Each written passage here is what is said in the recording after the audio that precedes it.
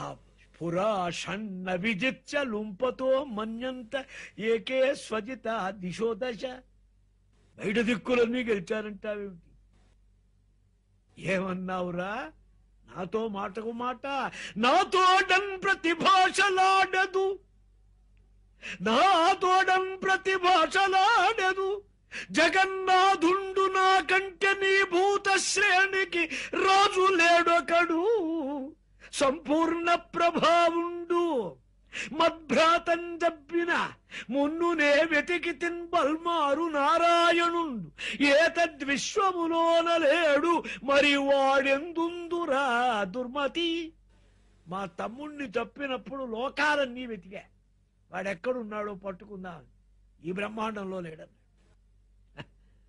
ఎక్కడున్నాడురా? ఉన్నాడంటావు. నువ్వు నిజంగా చావదలిచావు, చెప్పమన్నాడు. కలడంబోధిగలండు. మహారాజా, సముద్రంలో ఉన్నాడయ్యా. గాలి గలడు, గాలిలో ఉన్నాడు. ఆకాశంబునల్ కుంభినింగలడు, భూమిలో ఉన్నాడు. అగ్నింగలడు, దిశలంగలడు, పగళ్ళ నిశలం ఖజ్జోత చంద్రాదులం గలడు. ఓంకారమునందు త్రిమూర్తుల త్రిలింగం వ్యక్తులందు అంతటా గలడు. ఈశుండు గలండు తండ్రి వెతకంగా నేల ఈ ఆయడం. అక్కడ వెతిగా ఇక్కడ వెతికానంటాం. ఆయన లేని చోటుందా? ఏం చెప్పాలి? సర్వేశ్వరుడు సర్వవ్యాపకుడు, ఇందుగలడందులేడని సందేహము వలదు. చక్రి సర్వోపగతుండు, ఎందెందు వెతకి చూచిన అందందే గలడు. దానవాగ్రణి వింటే తదైవ తస్మిన్నద దురుక్తైర్ముహురర్దయన్. ఎప్పుడైతే ఇలా ఎక్కడున్నాడని వెతుకుతున్నాడో, ప్రహ్లాదుడు సర్వదా సర్వత్రా ఉన్నాడని అనుకోవటం చేత ఓహో నిజభృచ్చ భాషితం వ్యాప్తించ భూతేష్వఖిలేషు చాత్మనః సత్యం విధాతు అదృశ్యత. ఆ సమస్తమును వ్యాపించు కూర్చున్నట్ట విష్ణుమూర్తి వారు. ఎక్కడ ముట్టుకుంటే అక్కడ కనపడేట్టు. ఎక్కడా లేడంటున్నాడుగా వీడు. హరి సర్వాకృతున్ కలడంచున్ ప్రహ్లాదు భాషింప సత్వరుడై ఎందును లేడని సుతుండై చుండు దర్పింప. శ్రీ నరసింహాకృతి నుండే అచ్యుతుడు నానా జంగమస్థావరోత్కర గర్భంబుల అన్ని దేశముల ఉద్దండ ప్రభావంబునన్ నరసింహ రూపంగా సర్వవ్యాపకంగా ఉన్నారు. పెద్ద చప్పుడొచ్చింది. అదృశ్యత అద్భుత రూపముద్వగము స్తంభే సభాయాం నముగన్నమలు మానుషము. ఇక్కడున్నాడా అని స్తంభం మీద కొట్టపోయినాడు. బ్రహ్మాండమైన ధ్వని వచ్చింది స్తంభంలో. ఒక భయంకరాకారం. నా మృగం నా మానుషం. మృగం కాదు, మనుష్యుడు కాదు.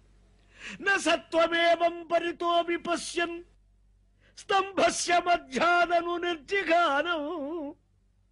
నాయం నరః నాపి మృగః విచిత్రమహో కిమేతతు నృమృగేంద్ర రూపము. మనుష్యుడు కాదు, మృగం కాదు. ఏమిటి విచిత్రం? ఎవరైనా మీమాంసమానస్య సముత్థితః నృసింహరూపం తదలం భయానకం. పరమ భయంకరమైన ఆకారం.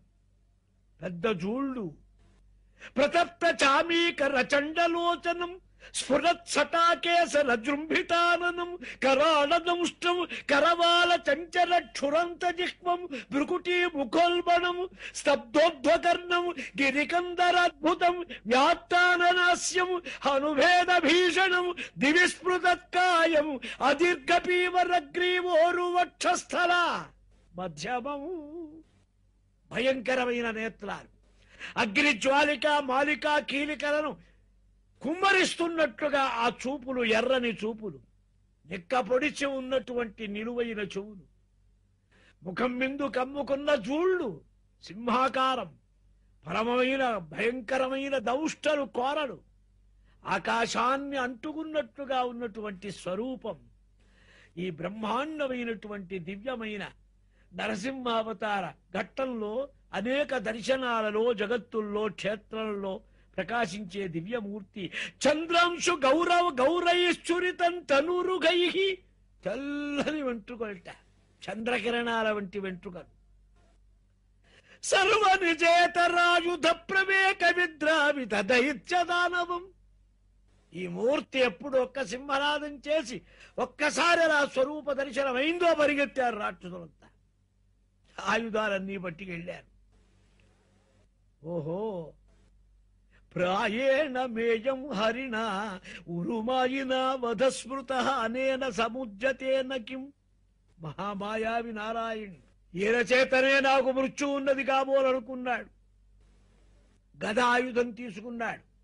నృసింహస్వామి వారికి బయలుదేరాడు. బయలుదేరి మీదికి వెళదామని అలక్షిత అగ్రౌపతిత పతంగమో యథ నృసింహౌజసి. భయంకర జ్వాలా మాలికా కీలికలలో ఒక మిడత వెళ్లి పడ్డట్లు పడ్డాడు. అతన్ని తొడల మీద కూర్చోబెట్టుకున్నారు. ఇల్లు కాదు, బయట కాదు, గడప. రాత్రి కాదు, పగలు కాదు, సంధ్యాకాలం. ప్రాణం ఉన్నవి కావు, లేనివి కావు గోళ్లు. ఆయుధాలు ఇవే ఆయుధాలు. పొట్ట చీల్చారు, ఆ పేగులను తీశారు, ఆ పేగులను మెళ్ళలో వేసుకున్నారు. భయంకర సింహనాదం చేశారు. రక్తమంతా చిందించింది. బ్రహ్మాది దేవతలంతా స్తుతులు చేశారు. రుద్రుడు బ్రహ్మ కోపకాల యుగంతస్తే, స్వామి నీవే కోపిస్తే ప్రళయకాలం అవుతుందన్నారు. ఎందరూ ఎన్ని విధాల స్తోత్రాలు చేసినా క్షమించలేదు స్వామి. అప్పుడు లక్ష్మీదేవిని పంపించారమ్మా, నువ్వు కొంచెం వెళితే మీ ఆయన ప్రసన్నుడవుతాడని. ఆమె కూడా ఈ రూపంలో ఎప్పుడు చూడలే పాపం. ఆమె కూడా గందరగోళ పడ్డది, వెళ్ళటానికి భయపడిపోయింది. అబ్బాయి నీ వల్లనే కావాలనరా, ఇంకెవరూ కూడా నిలపలేరన్నారు. ప్రాభవమొప్పనుత్కట కృపమతి అయి దరిచేరాడు ప్రహ్లాదుడు. చీరి అంత భయంకరాకారంలో కూడా అనుగ్రహ దృష్టితో చూచారు భక్తుణ్ణి. సంశోభిత దృష్టి సంఘముల చూపుచు బాలుని మౌళయందు లోకాభినుతుండు నెట్టిన సురంతకుడు ఉద్భలకాల సర్పభీతాభయదాన శస్తము అనర్గళ మంగళగేతు శస్తమున్ హస్తమున్. శిరస్సు మీద చెయ్యి పెట్టి అనుగ్రహించారు. అప్పుడు ప్రహ్లాదుడు ఒక్క మాట అన్నాడు, స్వామి నిన్ను చూచి భయపడతారేవయ్యా. కరదంష్ట భృకుటీ ఛటాఛటయు ఉగ్రధ్వానయున్ రక్తభీకర నేత్రంతయునైన నీ నరసింహాకృతి చూచి నేవెరవా. నేను భయపడేది ఒకదానికి. ఉగ్ర క్రూర దుర్వార దుర్భర సంసార ధవగ్రికిందరతు నీ పాదాశ్రయం చేయవే. స్వామి ప్రసన్నుడై దిక్కులన్నీ కూడా ప్రశాంతమైన దుష్ట శిక్షణ, శిష్ట రక్షణ చేశారు పరమాత్మ. ఈ విధంగా ధర్మరాజుకు నారద యోగీంద్రుడు ఈ ప్రహ్లాద చరిత్రంతా పరమ భాగవతోపాఖ్యానాన్ని వినిపించారు. ఇది శ్రద్ధగా వింటేనే భక్తి కలుగుతుందన్నారు. మనస్సు బాగా పెడితే భగవదనుగ్రహం కలిగేటువంటి పరమభక్తుని యొక్క దివ్యమైన ఉపాఖ్యానం. మరల నారదుల వారిని ధర్మరాజు అడిగాడు, మానవుడు ఎలా కృతార్థుడు కావాలి క్రమమార్గంగా? బ్రహ్మచారిని, గృహస్థని, వానప్రస్థని, సన్యాసం అంటారే, ఏమిటి దాంట్లో ధర్మం? బ్రహ్మచర్యంలో వివాహం కాకముందు ఇంద్రియ నిగ్రహంతో ఉండాలి, గురువుల సేవ చెయ్యాలి. నారదుల వారు చెబుతున్నారు. మేఖల కృష్ణాజిన దండ ధారి అయి దర్భపాణి అయి వేదాధ్యయనం చేస్తూ ఇంద్రియ నిగ్రహంతో భోగములు, సుఖములు, వేషాలు అనేది వెయ్యకూడదు. వేస్తే బ్రహ్మచర్య వ్రత భంగం. ఇలా గురువుల యొక్క సేవ చేసి గురుదక్షిణ చెల్లించి గురువు అనుగ్రహం పొంది గృహస్థాశ్రమానికి వెళ్ళాలి. బ్రహ్మచర్యం నుంచి గృహం వా వనం వా ప్రవిశేత్ ప్రవ్రజేత్ తత్ర వా వసేత్. బ్రహ్మచర్యం వరకు నియమం అవసరం. ఆ పైన గృహస్థు కావచ్చు, అలాగే నైష్ఠిక బ్రహ్మచర్యంగా ఉండవచ్చు. కొంతమంది నైష్ఠిక బ్రహ్మచర్య వ్రతనిష్ఠులు ఉన్నారు. కణ్వ మహర్షి మొదలైనటువంటి వారు ఊర్ధ్వరేతస్కులు నైష్ఠిక బ్రహ్మచర్య వ్రత సంపన్నులు. సన్యసించనువచ్చు శంకర భగవత్పాదుల వారి. యదహరేవ విరజేత్ తదహరేవ ప్రవ్రజేత్. బ్రహ్మచర్యాశ్రమం నుంచి అతని అధికారము, ఆసక్తి, అఖండ వైరాగ్యం, ఇహాముత్ర ఫలభోగ వైరాగ్యం కలిగినప్పుడు ఆ సన్యాసాశ్రమానికి వెళ్ళవచ్చు. ఇలా వనస్థుడి యొక్క నియమం చెబుతున్నా నియమంగా ఆహారం ఉండాలి. జాగ్రత్తగా అనవసర ఆర్జన చేయకూడదు. అగ్ని కోసమే గృహాన్ని, పర్ణశాలను కాపాడుకోవాలి. ఇలా క్రమమార్గంగా వానప్రస్థాశ్రమం చేసి సన్యసించాలి. సన్యాసంలో దేహమాత్రమందే వ్యవహారం, ప్రపంచమేం లేదు. గ్రామైక రాత్ర విధినా నిరపేక్షశ్చరేన్మహీం. ఒక్కొక్క ఊరిలో ఒక్కొక్క రోజే ఉండాలి సన్యాసి అన్నవారు. కట్టుకున్న గోచి చాటీ తప్పితే మరొకటి ఉండకూడదు. మహానుభావులు వ్యాసుదేవానంద సరస్వతి స్వామి వంటి వారు ఈ ఆశ్రమ ధర్మాన్ని చక్కగా చూపిస్తారు. చేతిలో కమండలము, దండము తప్పితే మరేమక్కరలేదు. సర్వభూత సుకృచ్ఛాంత నారాయణ పరాయణగా పశ్యేతు ఆత్మన్యదో విశ్వం పరే సదసతః వ్యయే. సర్వభూతముల యందు సమమైన స్నేహభావం, ఎక్కడా అనురాగం, బంధం లేదు. భగవంతుని యందే ఆసక్తి, పరమాత్మ యందు నిర్గుణ నిర్వికార పరబ్రహ్మమందు. సుప్త ప్రబోధయోస్సంధౌ అభ్యాసం చెయ్యాలి. నిదుర పోయి పట్టే ముందు, నిదుర నుంచి మెళుకు వచ్చేటప్పుడు అటాచ్మెంట్ ఉందే, కలయిక, మళ్ళీ విడుదల, ప్రకృతితో దేహంతో తనకు ఎలా కలయిక ఉంది, ఎలా పోతున్నది అభ్యాసంలో గ్రహించాలి. నేను కానిది నేను అనిపించడానికి ఇక్కడి నుంచి నేనవుతున్నా. నిద్ర లేచే క్షణంలో చూడండి అబ్బురపాటు పడతాడు. ఎవరు ఎందుకు ఎక్కడున్నాయో, నువ్వేగా పడుకుంది అంటే నేను అనే శరీరం మీదకి తర్వాత వస్తున్నది భావం. ఆ సంధిలో ఉంది ఆత్మస్వరూపాన్ని అనుసంధానం చేసుకునే వాడికి మెళుకువ. బంధంచ మోక్షంచ మాయామాత్రం న వస్తుతః. శరీరం ఉంటే బంధము లేదు, శరీరం పోతే మోక్షము రాదు. వస్తుతః వాస్తవంగా ఏమి లేదు. దేనికి భయపడకూడదు, దేనికి పెద్ద ఉత్సాహపడకూడదు. శరీరం వచ్చింది, దాని సమయం ఎంత ఉందో అంతవరకు ఆ శరీరం నడుస్తూనే ఉంటుంది. ప్రాణం పోతుందని 5 రోజులు కింద పడుకోబెట్టి వాకిట్లో పెట్టి లోపల పెట్టినా మళ్ళీ బతుకుతాడు. ఇంకా టైం రాలే. అంతఃపురంలో హాయిగా హంసతూలికాల తల్పం మీద పడుకొని తెల్లవారేపటి కృష్ణార్పణం. ఎప్పుడు పోతాడో తెలియదు. నిద్రే మహానిద్ర. కాలమునే నిరీక్షించాలి. చావాలనుకోకూడదు, బతకాలనుకోకూడదు. ఈ రెండిటి యందు నీ ప్రమేయం లేనే లేదు. టైం వచ్చినప్పుడు బతుకుతావు, టైం లేనప్పుడు పోతావు. నా అసచ్ఛాస్త్రేషు సజ్జేత నోపజీవేత జీవికాం. ఊరికే హేతువాదాల మీదకి ఎక్కువ బుర్ర పోకూడదు. సన్యాసి అయినవాడు, వివిక్తుడైనవాడు బతకటానికి ఏదో ఆశ్రయం. నేను ఎట్లా ఇన్నాళ్ళు బతుకుతే ఇంకా ఎంతో డబ్బు కావాలా, ఏం కావాలా, బతికితే శరీరమే ఇస్తుంది. ఆయురన్నం ప్రయచ్చతి. నీకు ఆయుష్యం ఎంతవరకు ఉన్నదో అంతవరకు నువ్వు ఏ తినాలో చూస్తుంది. ఆలుగడ్డలు చిప్స్ రావాలంటే రావు. ఏది నీకు అది కూడా ప్రాప్తం ఉంటే వస్తాయి. కొంతమంది పాపం వ్యాధివాదాలు, రెటమతాలు, హేతువాదాలు పండితుల వంచు, అది సన్యాసికి అసలు పనికిరాదన్న. వాదోపవాదాలు అసలు పనికిరాదు. ఏ పక్షము ఆశ్రయించకూడదు. నా శిష్యాననుబద్ధీత. కొంచెం ఎర్రగుడ్డ కట్టి కొంచెం ఇదిగా కనపడితే సన్యాసంగా ఉంటే ఇది చేరుతూ ఉంటారు జనం. శిష్యుల్ని దగ్గరికి రానివ్వకూడదు. ఎందుకని వాళ్ళు మన యొక్క జ్ఞానాన్ని హరించేస్తారు. సాంగత్యం పెరుగుతుంది. జడభరతుడంత వాడికి లేడి మీద సాంగత్యం పెరిగింది. గ్రంథాన్నైవాభ్యసేతు, పాఠాలు చెప్పకూడదు, ఉపన్యాసాలు ఇవ్వకూడదు, పుస్తకాలు చదవకూడదు. నా వ్యాఖ్యాముపయుంజీత నా ఆరంభానారభేత్వచిత్, ప్రారంభాలు చేస్తూ ఉండకూడదు. యమములు నియమములు ఆచరిస్తూనే ఉండాలి. జ్ఞానము యొక్క దృఢత్వం కోసం ప్రయత్నించాలి.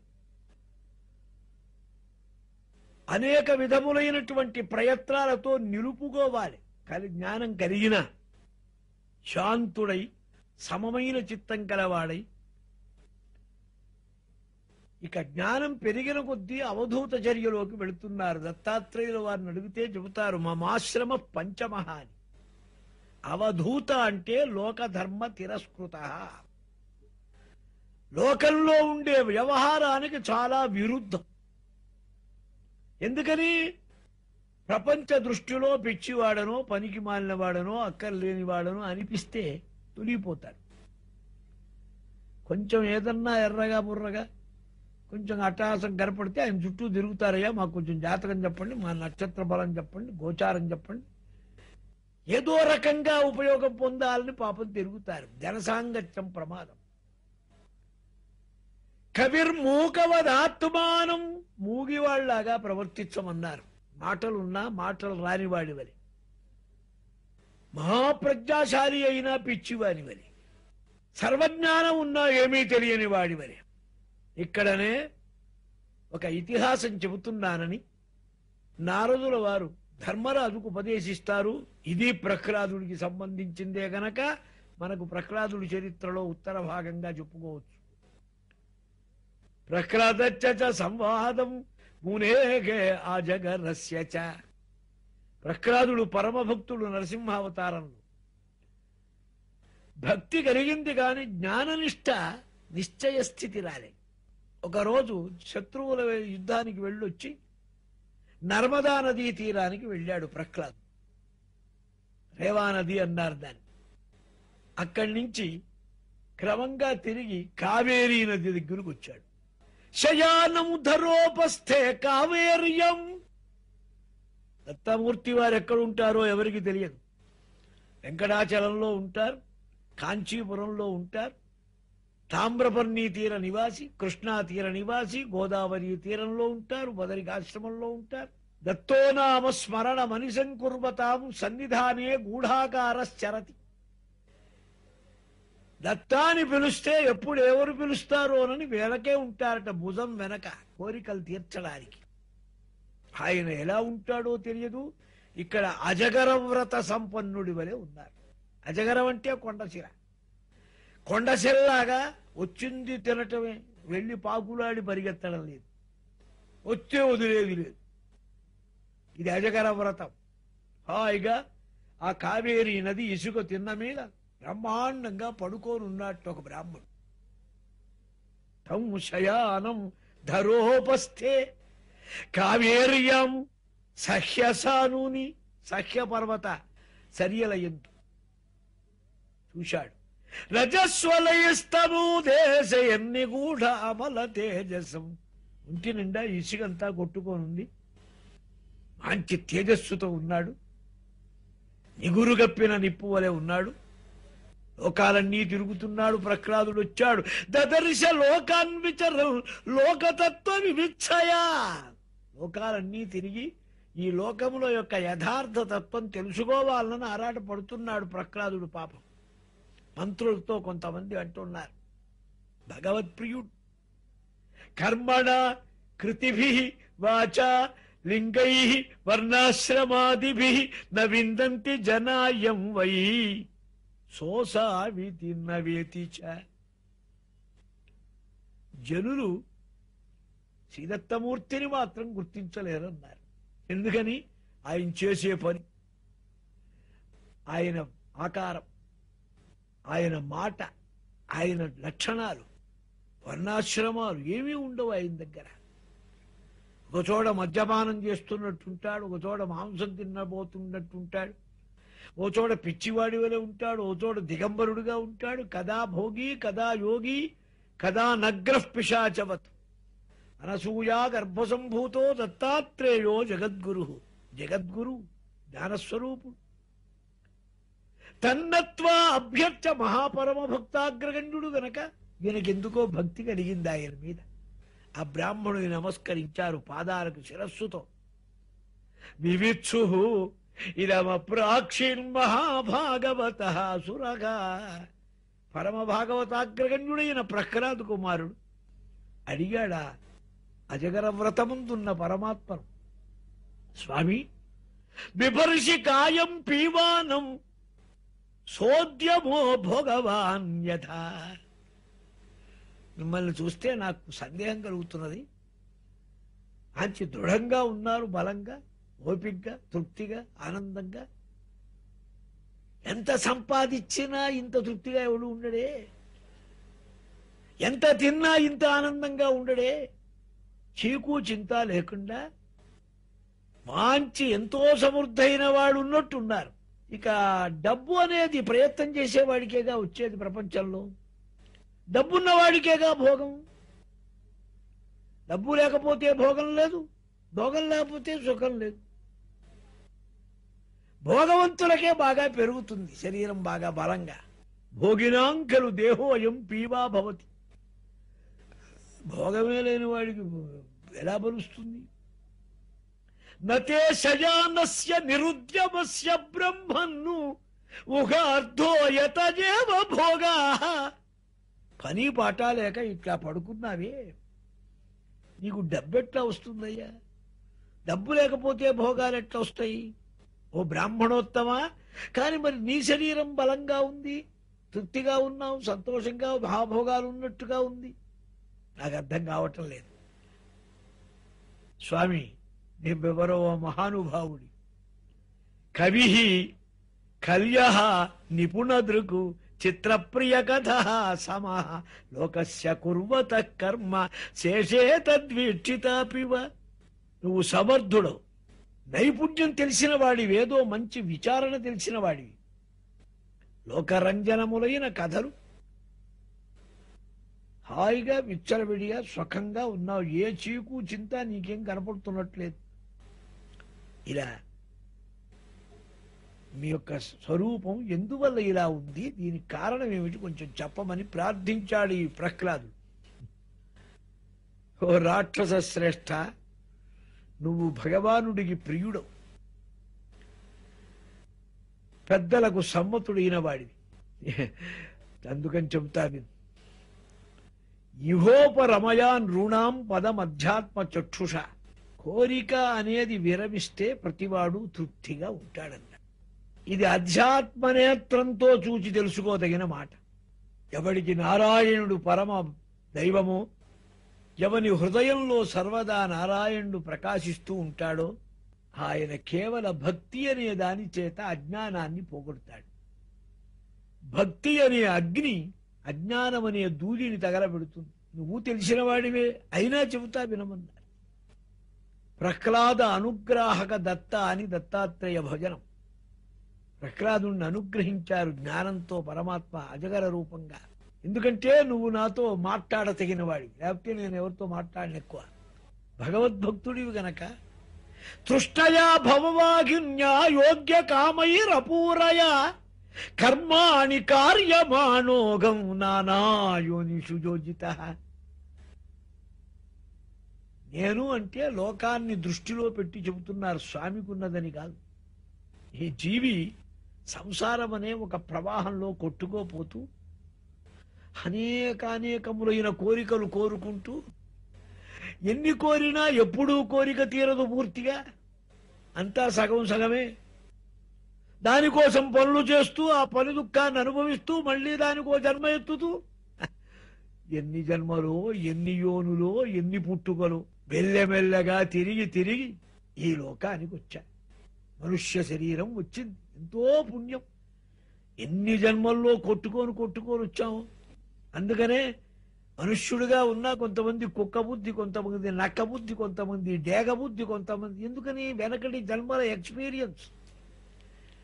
మనకు తెలుస్తుంది అనేక జన్మలు మనకున్నాయని, రాబోయేవి కూడా తెలుస్తాయి, మృత్యువు ముందుగా అనేక ఊహలు కలుగుతాయంటే దాంట్లో గడబోతున్నాడు అన్నమాట. లేడీ అయిన భరతుడిలాగా మనం వాటిని కాయతరి చెయ్యం, తోసేస్తాం. మనం అంతకంటే గొప్ప జ్ఞానం గలవాళ్ళమని. అదే అజ్ఞానం. గుర్తించవచ్చు. స్వర్గమునకు, మోక్షమునకు, నరకానికి, జన్మములకు ఇదంతా ద్వారం ఈ శరీరం వచ్చింది, ఈ మనుష్య శరీరం. అత్రాపి దంపతీనాంచ సుఖాయ అన్యాపనుత్తయే కర్మాణి కుర్వతాం దృష్ట్వా నివృత్తోస్మి విపర్యయం. నేను చూచా ఈ లోకంలో చాలా మంది దంపతులు పాపం ఇళ్లల్లో ఎన్నో కష్టాలు పడి పనులు చేస్తుంటారు. ఎందుకని ప్రతివాడికి సుఖంగా, వాడికి సుఖం రాదు, పెళ్ళాముకు రాదు, మొగుడికి రాదు. అది ఏడుస్తూనే ఉంటే వాడు ఏడుస్తూనే ఉంటే ఏదో అసంతృప్తి. ఇన్ని పనులు చేస్తున్నారే, వీళ్ళకి ఏమైనా సుఖం వచ్చిందా అని నేను చూసి చూసి చూసి ఏ పని చేసినా సుఖం లేదు అని పని మానేశాను. సుఖం ఎక్కడుందా అని అప్పుడు మొదలు పెట్టా వెతకటం. పనులలో లేదా, ప్రయత్నంలో లేదా. ఎంతో చదివాడు, సుఖం లేదు. డబ్బు సంపాదించాడు, సుఖం లేదు. సంతానం కలిగి సుఖం లేదు. ఇల్లు కట్టాడు, లేదు. ప్రతి దాంట్లో దుఃఖమే కనపడుతున్నది. ఇంత అసలు ఎక్కువ డబ్బు అయితే ట్యాక్సో, ప్రభుత్వం, గవర్నమెంట్ గందరగోళం, దొంగ. సుఖమస్య ఆత్మనో రూపం సర్వేగ ఉపరతిస్తను మనస్సంస్పర్శజాన్ దృష్ట్వా భోగాను స్వక్ష్యామి సంవిశన్ను. అన్నీ మానేసి అలా పడుకొని ఆలోచిస్తే ఎంత సుఖంగానూ ఉంటుంది. అందుకనే చూడండి, ఆ జబ్బును కుదిర్చే మందు దొరకనప్పుడు వైద్యులు కూడా నిద్ర పట్టే మందు ఇస్తారు. నిద్ర హాయిగా. నిద్ర కంటే సుఖం ఉందే? నిద్రలో ఏమిటి సుఖం? అజ్ఞాన ఘనీభూత స్థితి. ప్రపంచమంతా ఆబ్సెంట్ అయిపోతుంది, అదే సుఖం. డిస్టర్బెన్స్ అంతా పోతుంది. ఇదే గనక ఆత్మానంద రూపమైన అనుభవం కూడా కుదిరితే డిస్టర్బెన్స్ పోతుంది, ఆనందం ఉంటుంది. ఇప్పుడు ఆనందం లేదు, డిస్టర్బెన్స్ పోయిందంతే. సర్వక్రియలు వదిలిపెడితే సుఖం అనేది దానంతట అది అనుభవానికి వస్తున్నది. గుర్తించా అనుభవం. ఇలా మనస్సులో విచారించాలి. ఇక భోగాలంటారు, ఇవి మనస్సంకల్పములో కూడినవే భోగాలు. ఎక్కడికి భోగానికి మితి ఎక్కడిది? ఒక స్కూటర్ కొంటే గొప్పవాడు అనుకున్నాడు, కారు కొంటే అంతకంటే, హెలికాప్టర్, మరి విమానం ఉంటే, అసలు ఎయిర్లైన్స్ ఏమందైతే, అసలు బ్రహ్మలోకం దాకా వెళ్ళగలిగితే అదో ఇంగ్లాండ్ అవి కావు. ఎక్కడికి? కాబట్టి మనోరథాలే భోగాలు గాని భోగాలంటూ లేవు, వేరే అశాశ్వతములు. బాగా ఆలోచించా. అశాశ్వతం లేనిదెట్టా కనపడు, స్వప్నంలో కనపడటంలే. అన్నీ ఉన్నాయి అనుకోని ఆరాటపడ్డప్పుడు ఉన్నది, లేకపోతే ఏం లేదు. ఆరాటం పెట్టుకున్నావు, పిల్లవాడు పిచ్చి గూళ్ళు కట్టాడు, బాగా డిజైన్లు చేశాడు, ఆనందించాడు, కాలుతో తన్నాడు, వచ్చాడు. వాడికి దుఃఖము లేదు, ఇచ్చేపం లేదు. నువ్వు బిల్డింగ్ కట్టుకొని అది గోడ కూలితే ప్రాణం పోయినంత అవుతుంది. అద్దెవాడు మేకు కొడితే గుండెల్లో కొట్టినట్టు. ఎందుకని ఆసక్తి పెట్టుకున్నావు, భోగములను అనుభవిస్తున్నావు. బంధం అనేది మనస్సుకుంది కానీ వేరే ఎక్కడా లేదు. తన యందే ఉన్న పరమ పురుషార్థమైన ఆనందమైన స్వసుఖాన్ని ఒక్క క్షణం అలా బాహ్య ప్రపంచానికి దూరంగా ఆ సుఖాన్ని పొందలేక ఆరాటపడి దిక్కుమాలిన సుఖం ఎక్కడెక్కడో ఉందని ఒక ఆయన కంది చేను కోస్తున్నాడు, కుప్ప వేస్తున్నారు కంది పంట. చేతి ఉంగరం ఊడిపోయింది, దొరకలే. సరే, కొన్నాళ్లకు వాళ్ళ ఆవిడ దోసకాయ పప్పు చేసింది, కంది పప్పు. దాంట్లో వెతుకుతున్నట్టు. ఏమిటండి పిసుకుతున్నారు, తింటం లేదంటే ఈ ఉంగరం పోయిందే కనపడుతుందేమో అని. అలాగే ఆనందం అనేది లేని చోట ఆనందం ఉన్నట్టుగా భ్రమపడి మోహాన్ని పడుతున్నాం. జలంతదుద్భవైశ్చన్నం విత్వా అజ్ఞ జలకామ్యయా మృగతృష్ణాముపాధావేత్. అరణ్యంలో వెళుతున్నాడు ఒకడు, దప్పికవుతున్నదండి, ఎక్కడైనా నీళ్లున్నవా అని అడిగాడు. బాబు అక్కడే ఉంది తాగమన్నాడు, కుంటలో. ఆ కుంటలో అంతా నాచు పీచు గడ్డి కప్పుకోనుంది, ఇక్కడ నీళ్లు లేవని వెళ్ళిపోతున్నాడు. ఆ కొంచెం చేత్తో అట్టా ఇట్టా పసరకట్టలు కొట్టేస్తే శుద్ధ స్ఫటికమైన నీరు వచ్చింది. అలాగే ఈ జగత్తులో పరమాత్మ యొక్క వ్యర్థమైన ఆశలు వదిలిపెట్టి భగవంతుని మీద చిత్తాన్ని ఆనంద స్వరూపం వైపు మరలించినప్పుడు బ్రహ్మానంద అనుభవం కలుగుతుంది. ఆధ్యాత్మిక ఆది దైవిక ఆది భౌతిక తాపాలు గనక నీకు దూరమైనట్లయితే ఈ కోరికలు వచ్చేం ప్రయోజనం అన్నారు. ఏ కోరిక నిలిచేది కాదుగా. ఇల్లు కట్టావు, దానికి ఆయుష్యం 100 ఏళ్ళు అన్నాడు. అసలు వాస్తుశాస్త్రంలోనే అన్నాడు. సరిగ్గా కడితే 100 ఏళ్ళు, లేకపోతే 10 ఏళ్లే దానికి ఆయుష్యం. అంతే. ఏది నిలకడైందేది? మర్చస్య కృచ్ఛ్ర ఉపనతైరర్థైః కామైః క్రియేత కిం. నీ శరీరమే నిత్యం కానప్పుడు వచ్చిపడే కోరికలు నిత్యమా? వాటిని అనుభవించడం నిత్యమా? సుఖం అంటే ఏమిటి? డబ్బు. డబ్బా? నువ్వన్నావుగా డబ్బు సంపాదించేవాడు భోగాలని.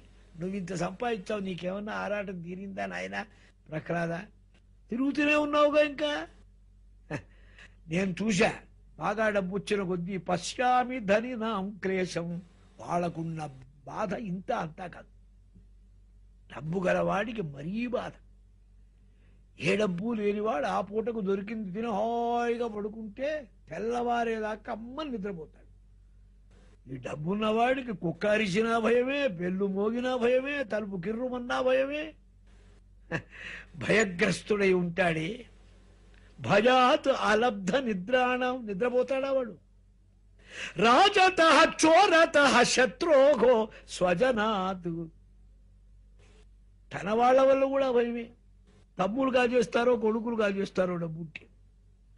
ఇలా బంధమును వదిలిపెట్టి ఆత్మానుభూతౌ తాం మాయాంజుహుయాత్.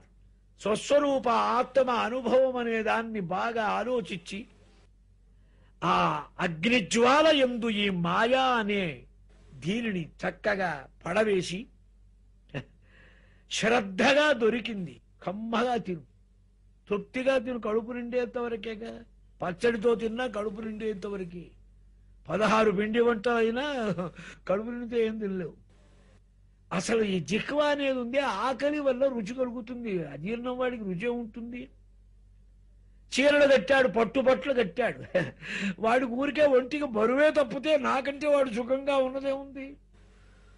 దొరికిందే మంచి పట్టుబట్టించినా కట్టుకుంటా, గంజి పోసినా తాగుతా, దొరక్కపోయినా ఊరుకుంటా, నీళ్లు దొరికినా తాగుతా, గడ్డి మీద పడుకుంటా, ఆకుల మీద పడుకుంటా, బూడిద మీద పడుకుంటా, ప్రాసాదాల మీద పడుకుంటా, హంసతూలికా దల్పాల మీద పడుకుంటా.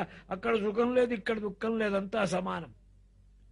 స్మాత్వవృత్తం మయేత్థం తే సుగుప్తమవివర్ణితం. నాకు తృప్తి, ఆనందం, ఆరోగ్యం, ఆ మంచి పుష్టి బ్రహ్మానందంగా ఆనందంగా ఉంటుందయ్యా. నా ఆనందం స్వస్వరూపానందం అని పరమహంసలకు కూడా అతీతమైనటువంటి దివ్యాతి దివ్యమైన అవధూత దివ్య జ్ఞాన నిష్ఠా మార్గాన్ని శ్రీదత్తాత్రేయ గురుమూర్తే అజగర వ్రత రూపంగా బ్రాహ్మణుడిగా ఉపదేశించారు. ఆశ్రమాలే అక్కరలే. కృతార్థుడు కావాలంటే గృహస్థాశ్రమమే చాలు. తన విధులు చక్కగా చేసి భార్య ఉండొచ్చు, పిల్లలు ఉండొచ్చు, సంపత్తు ఉండొచ్చు, నువ్వు మునగకుండా ఉండు. అన్నీ అటాచ్మెంట్ ఉండదు. మనస్సుకు నిర్మలంగా చేసుకో. పవిత్రంగా నిర్మలంగా సుఖదుఖాలు సమంగా చూడటం నేర్చుకున్నప్పుడు గృహస్థుగా కూడా కృతార్థుడు కావచ్చని ధర్మరాజుకు నారదుల వారు ఉపదేశించి శ్రీమద్భాగవత విశేషాన్ని శ్రీ శుకయోగేంద్రుడు పరీక్షన్ మహారాజుకు చెబుతున్నాడని సూతుడు శౌనకాది మహర్షులకు చెప్పుకుంటున్నాడు. చతుర్థ ఉత్తమ భ్రాత మనుర్నామాద తామసః వృషాఖ్యాతిర్నరః కేతురిత్యాద్యాదశ తత్సుతాః. ప్రథమ మన్వంతరము స్వయంభవ మన్వంతరం, రెండవ మన్వంతరము స్వారోచిష మన్వంతరం, మూడవ మన్వంతరం ఉత్తముడనే ఆయన మన్వంతరం. ఇక నాలుగవ మన్వంతరం ఉత్తమ భ్రాత అయిన తామసుడనేటువంటి వారి మన్వంతరం. ఈ తామస మన్వంతరంలోనే నారాయణుడు భగవానుడు హరి అని అవతరించాడు. ఆర్తుడైన ఆపన్నుడైన గజరాజును కాపాడిన నారాయణుడు ఈయనే. ఈ అవతార వైభవం చాలా గొప్పది, దాన్ని వివరించి చెప్పమని పరీక్షిత్ అడిగితే గజేంద్రోపాఖ్యానాన్ని ప్రారంభించి చెబుతున్నారు. ఆసీద్గరివరో రాజముస్త్రికూట ఇది విశ్రుతగా క్షీరోదేన ఆవృత శ్రీమాన్ యోజనాయత ముచ్ఛ్రితగా. 10 యోజనాలు చాలా వెడల్పైనది బ్రహ్మాండమైన త్రికూటం అని ఒక పర్వతం ఉన్నది క్షీర సముద్ర ప్రాంతంలో. దానికి 3 శృంగాలున్నాయి. బంగారం వలె వెండి వలె ప్రకాశిస్తూ ఉంటాయి. అనేక ధాతు విచిత్రములైనటువంటి రంగురంగుల మెరుగులు ప్రకాశిస్తూ ఉంటాయి అక్కడ. అనేక వృక్షాలు, తీగలు, పొదరిండ్లు, పుష్పాలు, ఫలాలు. సిద్ధచరణ గంధర్వైర్ విద్యాధర మహోరగై కిన్నరైరప్సరోభిశ్చ క్రీడద్భిర్జుష్ట కందరగ. సిద్ధచారణ విద్యాధర గంధర్వ మహోరగ కిన్నర అప్సరసల చేత సేవించబడే పర్వత శృంగారి. ఎక్కడ సంగీత నాదాలు వినపడుతూ ఉంటావో భయంకరమైన మృగరాజులైన సింహాలు దర్పాహంకారాలతో సింహనాదాలు చేస్తూ ఉంటాయి. నిర్మలమైన ఇసుక తిన్నలు, చక్కని కాసారాలు, కాసారాల యందు కమనీయంగా కళకళలాడేటువంటి కమలాల సముదాయాలు, వాటి కాంతులు. దేవస్త్రీలు కూడా అక్కడ వచ్చి విహరిస్తూ ఉంటారు. ద్రాక్ష, ఇక్షు, రంభ, జంబు, బదరి, బిల్వ, కపిత్త, జంబీర, భల్లాతక ప్రభుత్వములైన వృక్షజాలాలు ఎన్నో ఉన్నాయి. అనేక వృక్షాల యొక్క సముదాయాలతో మహా ఆనందంగా చల్లని పిల్లని రెమ్మలు, గాడుపులు, ఆనందాలు తొలికిసలాడుతూ ఉంటాయి. తోడేళ్లు, వరాహాలు, మహిషాలు, వృక్షములు, శల్యములు, గోపుచ్చాలు, కొండముచ్చులు, కోతులు, ఏనుగలు, ఆడ ఏనుగలు, మొద ఏనుగలు విపరీతంగా స్వేచ్ఛగా విహరించేటువంటి ప్రాంతం అది. అందులో ఒక మదించిన బలవత్తరమైన గజేంద్రుడున్నాడు. తన తొండపు గాలితో బురద చిమ్ముతూ, దుమ్మును కొడుతూ, చెట్లను విరుస్తూ, గండస్థలముందు సంతత ధారాపాతంగా ఉండే మదోదక ధారా స్రావంతో గుమగుమలాడుతున్న శరీరం కలవాడై స్వపుష్కరేణ ఉత్థృత శిఖరంబుభిగి నిపాయన్ సముస్రపయన్ యథా గృహీ జిఘ్రల్ కరేణూగు కలభంశ్చ దుర్మదాలు ఆజష్ట కృచ్ఛ్రం కృపణ జమయయా. ఇక్కడ గజేంద్రుడంటే మదంతో కన్ను కనపడని వాడే అజ్ఞానియే గజం అన్నమాట. దేహమందే అభిమానం కలిగి తన శరీరం తనలావు తన గొప్పతనాన్నే భావిస్తూ ఇతర విషయాన్ని గుర్తించినటువంటి మదాంధుని వలె గజేంద్రుడు ఆడ ఏనుగలతో, చిన్న చిన్న ఏనుగు గున్నలతో బ్రహ్మాండమైనటువంటి సరస్సులో దిగాడు. నీటి మడుగులోకి వచ్చి తొండంతో నీళ్లు పీల్చి విదజమ్ముతున్నాడు, బిందెలతో కుమ్మరిస్తున్నట్టు. ఆడ ఏనుగల మీద పోస్తూ, ఆడ పిల్లల మీద పోస్తూ, భగవంతుని మాయ చేత తెలుసుకోలేక గృహస్థాశ్రమందున్న గృహి వలె మోహగ్రస్తుడై నడుపుకుంటున్నాడు. ఇంతలో ఎలకాలం సమానంగా జరుగుతుందా? ఆ గజేంద్రమునకు దైవ మాయ అడ్డం వచ్చింది. కశ్చిత్ నృప దైవ చోదితగ్రహ బలీయాను చరణౌ రుషాగ్రహీతు యదృచ్ఛయా ఏవం వ్యసనంగతో గజో యథా బలము సో అతి బల విచక్రమే. తన యొక్క గండస్థల బదోదకము యొక్క వాసన తగిలితే చాలు మృగరాజైన సింహాలు హడలిపోయి ప్రాణాలు వదులుతాయి. ఈ క్షీర సముద్ర ప్రాంత కీచక వన ప్రాంతమందు నన్నెదిరించగలిగిన మృగం కాని జంతువు గాని లేదు. నాకు సరివారు లేరు. నేనే సర్వసమర్థుణ్ణని మదంతో ఊగిపోతున్న ఆ గజేంద్రునికి దైవమాయ ఒక ముసలి వచ్చి పట్టేసింది కాలి. మహాబలమైన ముసలి. నీటిలో దానికి బలం ఎక్కువ. ఎంత గజరాజైనా నీటిలో ఏం చేయగలడు? అయినా అతి బలశాలి. పెరుగులాడుతున్నాడు. పాదద్వంద్వము నేలమోపి పవనుం బంధించి పంచేంద్రియోన్మాదంబున్ పరిమార్చి బుద్ధిలతగుల్మారాకు హత్యించి నిష్కేద బ్రహ్మపదావలంబన రతింగ్రీడ్యంచు యోగీంద్రు మర్యాదం నక్రము విక్రమించే కరి పాదాక్రాంతి నిర్వక్రమై.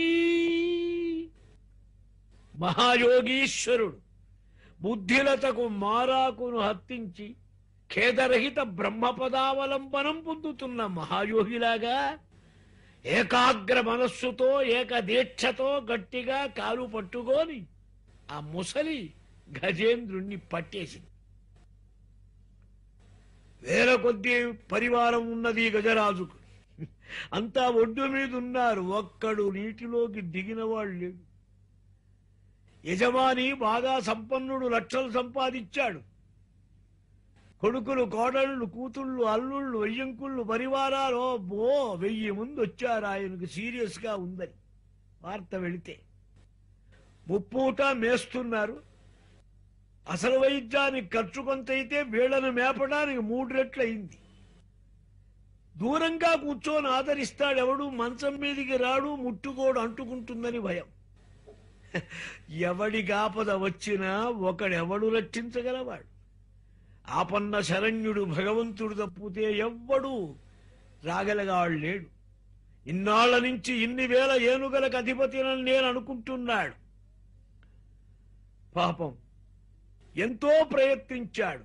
ఊగ కల్లంగి జీవన పుటోలమునన్బడి పోరుచు మహామోగ లతా నిబద్ధ పదమును విడిపుంచుకొనంగలేక సందేహము పొందు దేహి క్రియా దీనదశం గజముండే భీషణగ్రాక దురంత దంత పరిఘట్టిత పాద నఖురగ్రమై.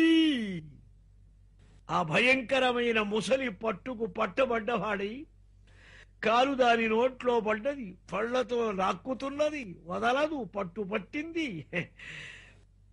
ఓపిగున్నంత వరకు తంటాలు పడ్డాడు, పోరాడాడు. నియుధ్యతో రేవమిభేంద్ర నక్రయోగో వికర్షతోగో అంతర్లతో బహిర్మిధ. ముసలి లోపలికి లాగుతున్నది, గజరాజు బయటికి లాగుతున్నాడు. ఆ రటు వీరిటు చరాచర 3 అడుగులటు వస్తే 3 అడుగులటు వదలదే. సమా సహస్రం యగపన్ను 1000 సంవత్సరాలు వెళ్ళిపోయి. అంత దీర్ఘకాలం 2 మొండి ఘట్టాలే అన్నమాట.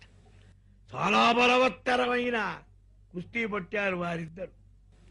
తతో జలే అవసిదతో విపర్యయోభూత్ సకలము జలౌకసక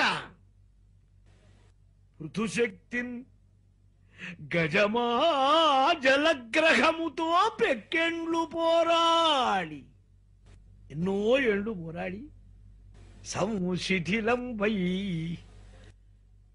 తనలావు వైరి బలముంచింతించి ఆలోచించింది. మా శక్తి ముసలి పట్టు. కొంత సమంగా కొన్నాళ్ళు నడిచింది గాని పోను పోను గజం పని బలహీనమవుతున్నది. ముసలిది పట్టు పెరిగింది.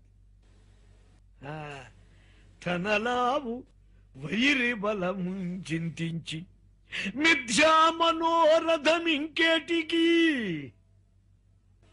దీని గెల్వ సరిబోలంచాల రాదంచు అవ్యధమై ఇట్లను పూర్వ పుణ్య ఫల దివ్య జ్ఞాన సంపత్తితో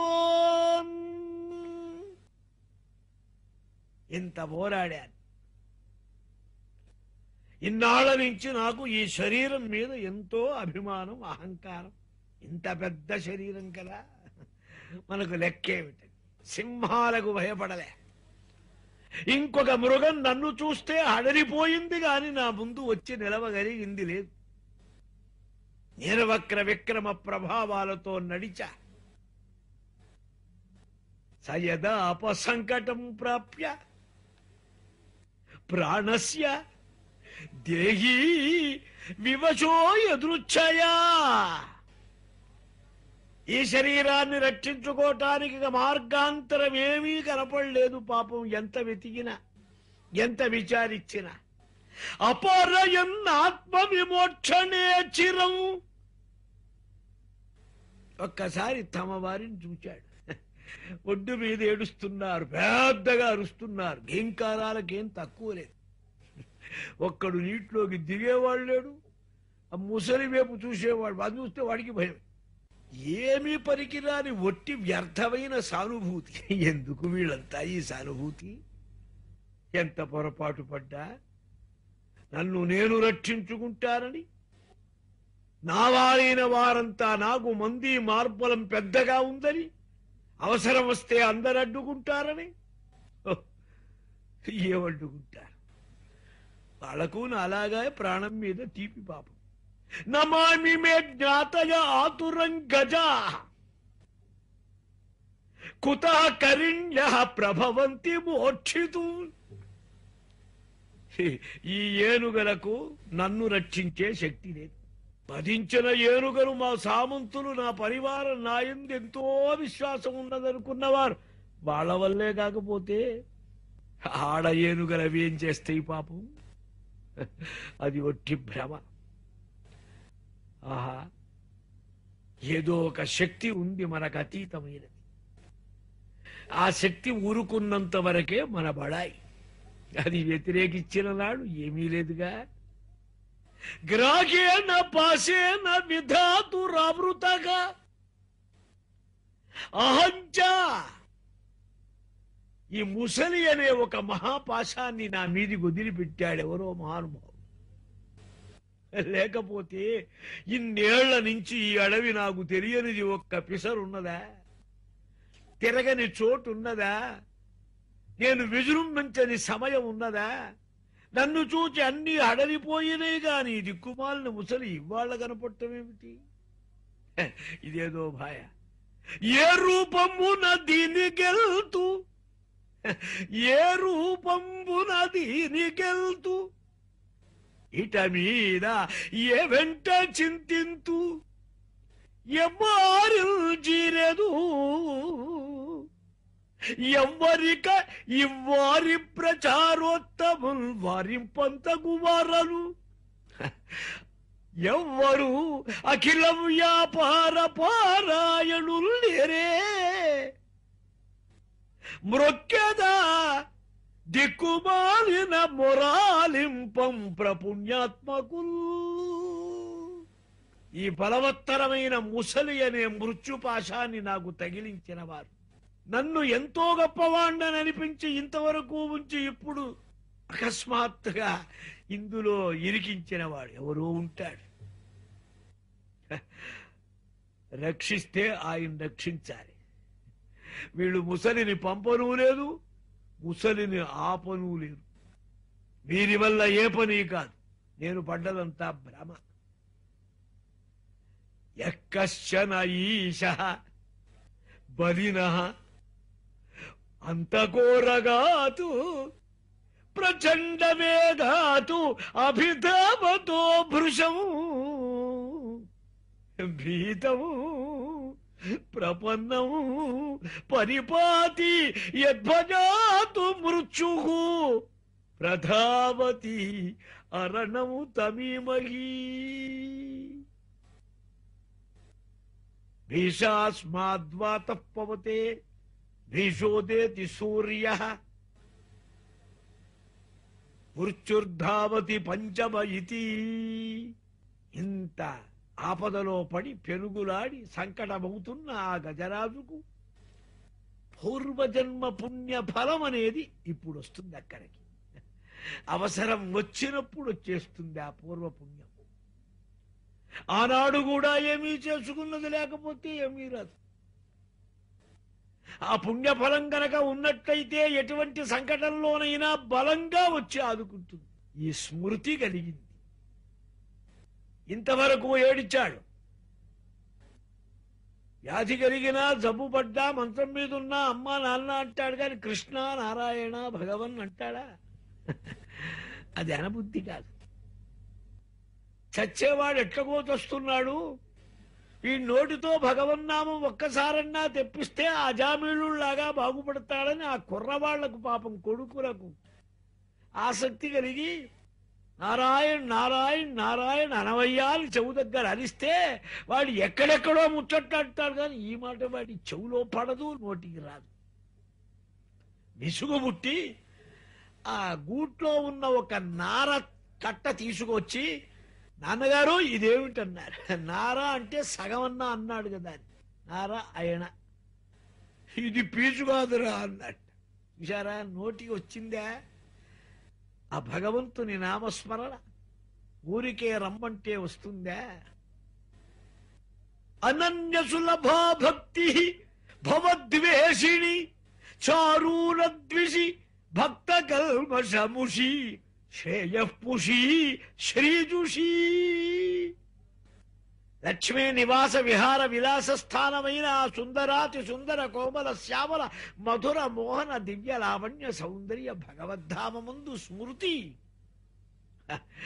పుణ్యం ఉంటే గాని లభించదు. అందుకే మనం భగవత్ స్మృతి, భగవన్ నామస్మరణ, భగవద్ జ్ఞానం కలగటానికి చెయ్యాలి పూజలు, పురస్కారాలు, మొక్కుబళ్ళు. అలా చెయ్యం. ఈ బాడీ పెరగటానికో, జేబు నిండటానికో. అశాశ్వతమైన దానికి చేస్తాం, శాశ్వతాన్ని మర్చిపోతాం. ఆ పూర్వ పుణ్య ప్రభావం ఉన్నప్పుడు ఆ సమయానికి వస్తుంది ఆ భగవంతుని స్మృతి. ఎక్కశ్చన ఈశ, ఎవరో ఒక బలవంతుడైన మహానుభావుడు ఉంటాడు ప్రభు. ఈ బలవంతమైన మృత్యురూపమైన ఈ పుసరి నుంచి భీతున్నై ఆశ్రయించి దిక్కులేని వాణ్ణి దరి చేర్చడానికి, ఆయన భయానికి మృత్యువు కూడా పరిగెత్తుతుంది. ఆయన ఆజ్ఞ పరిపాలించడానికే మృత్యువు వస్తుంది. ఆయన పేరు చెబితే మృత్యువు పరిగెత్తదు. నానానేకపయూధముల్ వనములోనన్, నానానేకపయూధముల్ వనములోనన్ పెద్ద కాలంబు సన్మానింపన్. ఎన్ని సన్మానాలో పొందాట, అమితమైన సన్మాన ప్రభావాలు పొందాడు. నానానేక పయూధముల్ వనములోనన్ పెద్ద కాలంబు సన్మానింపన్. దశలక్ష కోటి కరుణీనాథుండలయుండి మద్దానంబ పరిపుష్ట చందన లత ఛాయలందు ఉండలేక ఈ నిరాశ ఇటేల వచ్చితి భయం ఎట్లో గదే ఈశ్వరా. నా గండ స్థలాలు రుద్దుకోవటం వల్ల చెట్లన్నీ గుమలాడుతున్నాయి పరిమళాలతో. అనేక వేల లక్షల గజయూధాలకు అధిపతినై విరాజిల్లే, హాయిగా విహరిస్తున్నా. నాకెన్ని సన్మానాలైనవో ఇట్లా అనుకుంటాడు ప్రతివాడు. ఆ చరిత్ర ఎంత పెద్దది, ఎంత గొప్పవాడిని, ఎన్ని సన్మానాలు పొందా. ఎన్ని సన్మానాలు పొందినా భగవత్ స్మరణ రానిదే ఈ సంసార మహాజాడ్యం నుంచి ఎవ్వడూ కృతార్థుడు కాలేడుగా. ఈ దేహ గేహ పరివార అభిమానం పటాపంచలైతే గాని పరమాత్మ వైపుకు తిరగదు మనస్సు. ఇది నా ప్రారంధం తప్పితే ఈ నిరాశ నిటేల మచ్చిది భయం ఎట్లో గదే ఈశ్వరా. నీరనే ఆశతో ఇక్కడికి వచ్చా. అయినా భగవంతుని అనుగ్రహం, పూర్వ పుణ్య ప్రభావం ఉన్నది. మహాపుణ్యాత్ముడు గనక వెనకటి జన్మలో ఆ పుణ్యం అనేది సమయానికి వచ్చి అడ్డుకుంది, రక్షించింది. ఏవం వ్యవసితో బుద్ధ్యా సమాధాయ మనోహృది జజాప పరమము జప్యం ప్రాగ్జన్మని అనుశిక్షితం. నీకు భగవంతుణ్ణి స్మరించాలంటే నువ్వు వెనకటి జన్మల్లో ఎప్పుడైనా స్మరించి ఉండాలి. వెనకటి చేసిన అనుభవమే మనకిప్పుడు వస్తుంది. అని ఇప్పుడేదో నేర్చుకుంటున్నాం అనుకోకూడదు. ఆ వెనక వచ్చిందే. ప్రపేదిరే ప్రాక్తన జన్మ విద్య. అవి స్పష్టంగా కొంతమందిలో కనపడతాయి. పుట్టగానే పాడుతాడు ఒకడు, 3 ఏళ్ల కారు నడుపుతాడు ఒకడు, 2 ఏళ్ల కెమెరా స్విచ్ చేస్తూ ఆన్ చేస్తాడు. ఏమిటివి? వెనక సంపాదించుకున్న తీవ్రమైన స్టడీస్, బాగా పిహెచ్డి చేసి ఉన్నాడు. ఆ సంస్కారం పుట్టగానే వీడు వెంటబడ్డది. మనకు కొంచెం స్లోగా వస్తుంది. మొత్తానికి మనకు కూడా అదే. అందుకే మనకు ఏది వెనక ఉన్నదో ఆ వాసనే మన మీదికి తిరుగుతుంది. వెనక బాగా నాటకాలు వేసి ఉన్నాం, ఇప్పుడు నాటకాలు వేద్దాం అనిపిస్తుంది. ఇట్లా సంస్కారం. వెనక భగవత్ చింతనం, భగవద్ అర్చనం, భగవద్ ధ్యానం చేశాం. ఏదో ప్రారంభవశం చేత కొన్ని ఇబ్బందులు వచ్చినాయి, జన్మ మారింది, జ్ఞానం పోయింది, అన్నీ పోయినాయి. మళ్ళీ వచ్చింది చూశారా? సమాధాయ మనోహృది, మనస్సును నిలిపాడు నిశ్చయముందు. ఆ ప్రాగ్జన్మలో శిక్షితమై అనుభవించబడ్డదాన్ని జపించాడు. ఓం నమో భగవతే తస్మై యతయేతత్ చిదాత్మకం పురుషాయ ఆదిబీజాయ పరేశాయ అభిధీమహి యతో వా ఇమాని భూతాని జాయంతే యత్ప్రయంత్యభిసంవిశంతి. ఈ భూతాలన్నీ ఎక్కడికి వస్తున్నాయి? ఎక్కడి నుంచి వచ్చినాయి? సూర్యుడు దయించాడు, కిరణాలన్నీ లోకం మీదకి వచ్చినాయి. వెలుతురంతా పంచింది, భూతాలన్నీ కనపడ్డాయి. మళ్ళీ అస్తమించాడు, కిరణాలన్నీ ఆయనలోకి వెళ్ళిపోయినాయి. అలాగే ఈ చైతన్యము యొక్క ఫోకసింగ్, ఈ చైతన్యము యొక్క ప్రకాశం ఈ శరీరంలోకి వచ్చింది. ఈ చైతన్యం పరమాత్మలోకి ఐక్యమైపోతుంది. ప్రళయకాలంలో ఎవడు ఉండడు. మళ్ళీ సృష్టికాలం వస్తుంది, మళ్ళీ బయలుదేరతయేతదు చరాచరం యస్మిన్నిదం యతశ్చేదం ఏనేదం యయిదం స్వయం యః అస్మాత్ పరస్మాచ్చ పరః తం ప్రపద్యే స్వయం భువం.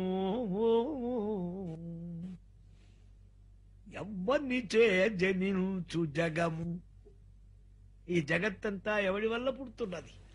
ఎవ్వని చే జనించు జగము, ఎవ్వని లోపల నుండు లీనమై ఎవ్వని ఎందుడిందు పరమేశ్వరుడెవ్వడు, మూల కారణం ఎవ్వడు, అనాది మధ్యలయుడెవ్వడు, సర్వము తానయైన వాడెవ్వడు, వానిని ఆత్మభవు ఈశ్వరు నే శరణంబు వేడెదం.